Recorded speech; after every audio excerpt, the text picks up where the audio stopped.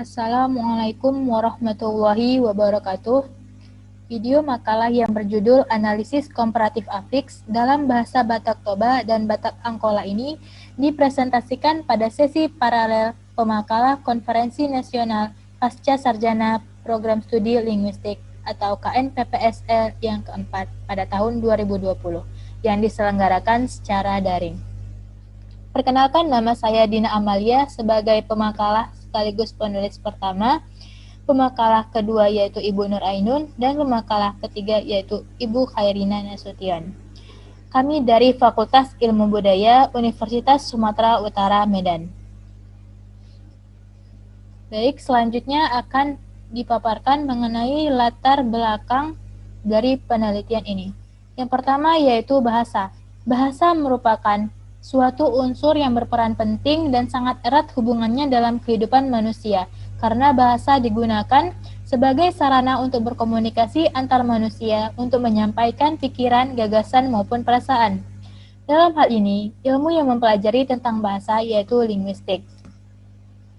Linguistik sendiri didefinisikan sebagai ilmu bahasa atau metode dalam mempelajari bahasa. Di dalam linguistik, morfologi termasuk ke dalam kajian linguistik, di mana morfologi adalah ilmu yang membicarakan atau mempelajari seluk-beluk bentuk kata serta pengaruh perubahan bentuk kata terhadap golongan dan arti kata. Kemudian afiksasi. Afiksasi ini termasuk ke dalam subbagian morfologi, di mana afiksasi merupakan proses penambahan afiks pada suatu kata dasar atau bentuk dasar. Afiks merupakan sebuah elemen kata yang dapat ditambahkan sebagai awalan, akhiran, kombinasi afiks, dan sisipan pada kata dasar yang digunakan untuk membentuk kata baru. Afiks ini biasanya ditemukan dalam kata-kata di berbagai bahasa di dunia, termasuk bahasa daerah. Di Indonesia sendiri, terdiri dari berbagai macam jenis suku etnis yang memiliki bahasa daerahnya masing-masing.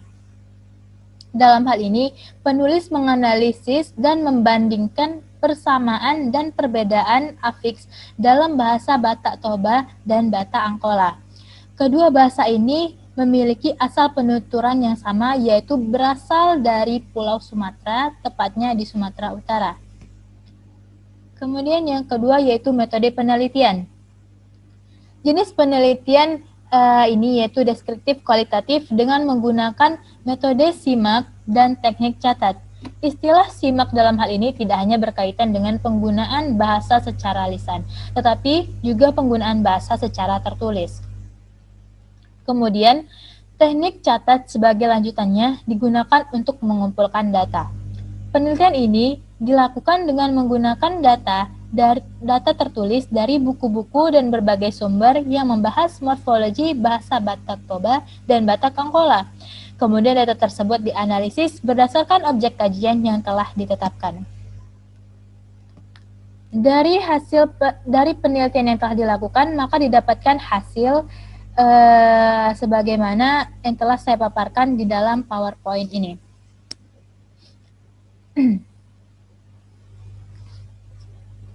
Jadi dari tabel ini dapat dilihat bahwasannya terdapat perbedaan dan persamaan pada kedua afiksasi dalam bahasa Batak Toba dan Batak Angkola tersebut. Afiksasi pada bahasa Batak Toba dan Batak Angkola memiliki jenis yang sama, yaitu prefiks, infiks, konfiks, dan sufiks. Pada prefiks bahasa Batak Toba terdapat 10 prefiks, sedangkan pada bahasa Batak Angkola terdapat 11 prefiks, di mana pada prefiks tersebut memiliki 9 persamaan jenis, yaitu manasal, mar, di, tar, panasal, pa, par, sa, dan Sedangkan perbedaannya yaitu pada prefiks ha, sanasal pada bahasa Batak Angkola, dan ma. Kemudian infiks pada bahasa Batak Toba memiliki 4, yaitu in, ar, dan al. Sedangkan pada bahasa Batak Angkola hanya memiliki 2 infiks, yaitu in dan Sebagaimana persamaannya, in dan tersebut juga ada terdapat pada infiks bahasa Batak Toba. Kemudian konfiks pada bahasa Batak Angkola, pada bahasa Batak Toba memiliki 4 jenis konfiks, yaitu haan, mai, mahon, dan haon. Sedangkan pada bahasa Batak Angkola memiliki 5, yaitu haan, marhon, paran, panasaan, dan maran. Dalam hal ini, konfiks pada bahasa Batak Toba dan Batak Angkola memiliki persamaan hanya satu, yaitu haan. Kemudian yang terakhir sufiks. Sufiks pada bahasa Batak Toba dan bahasa Batak Angkola sama-sama memiliki 4, yaitu hon, i, on, dan an. Kemudian selanjutnya, ditemukan beberapa perbedaan dari hasil analisis yang telah dipaparkan sebelumnya, yang telah dipaparkan.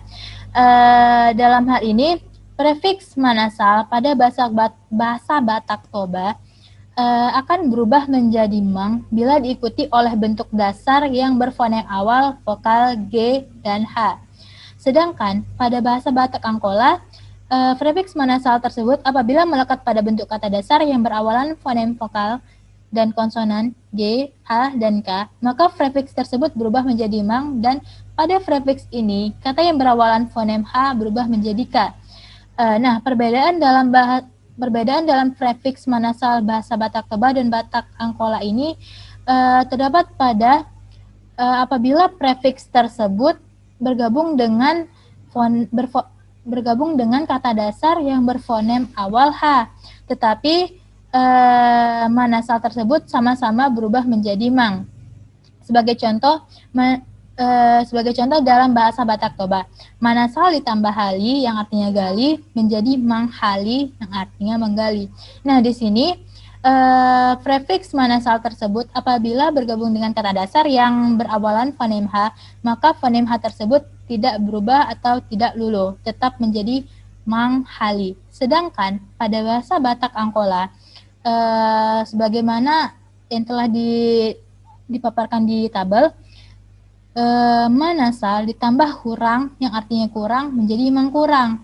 Nah, di sini prefiks manasal apabila digabungkan dengan kata dasar yang berawalan fonem H, maka fonem H tersebut berubah menjadi K, seperti contoh mangkurang. Maka dalam hal ini terdapat perbedaan prefiks manasal pada bahasa Batak Toba dan bahasa Batak Angkola.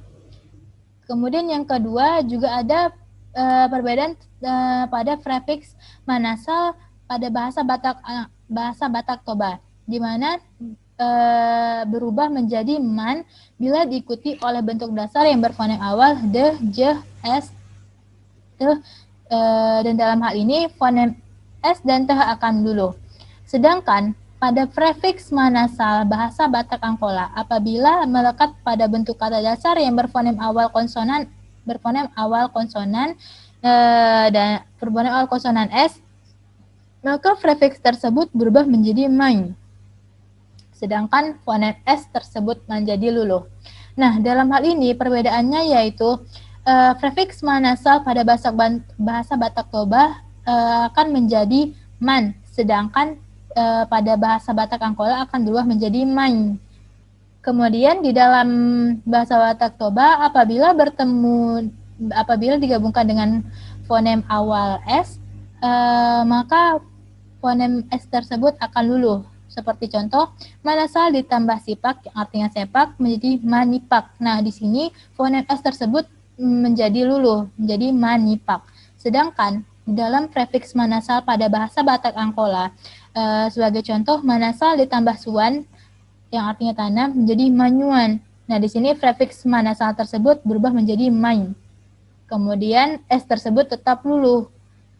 Persamaan di dalam bahasa Batak Toba dan Batak Angkola dalam prefiks manasal tersebut, fonem s tersebut sama-sama luluh, tetapi prefiks manasal tersebut berubah menjadi man apabila prefiks manasal tersebut berubah menjadi man di dalam bahasa Batak Toba, sedangkan di dalam bahasa Batak Angkola akan berubah menjadi main. Kemudian dalam hal ini pada bagian prefiks Panasal juga mengalami perbedaan dan persamaan yang sama dengan prefiks manasal tersebut.